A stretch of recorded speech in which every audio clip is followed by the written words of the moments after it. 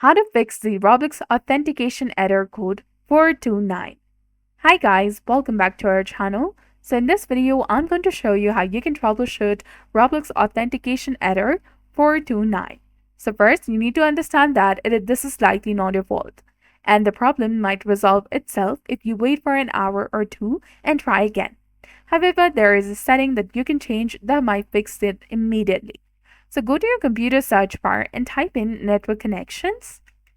Click on View Network Connections. You will see the list of your internet connection. Identify the active connection that you're using, and it should not have a red X on it. Right-click on your active connection and then tap on Properties. Give administrative privileges. Now in the Properties window, find Internet Protocol version for TCP IPv4. Simply tap on it and then go to its properties.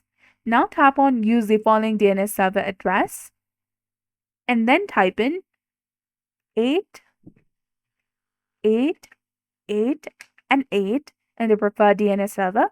And in the alternate DNS server, type in 8, 8, 4, and another 4, and then tap on OK, and you'll be done. Once you're done with this setting, go ahead, restart your computer, and hopefully this will fix the error.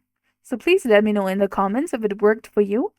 So thank you so much for watching, and don't forget to hit the like button and subscribe to our channel for more amazing tips and tutorials. Thank you for your viewership and support. See you in the next one.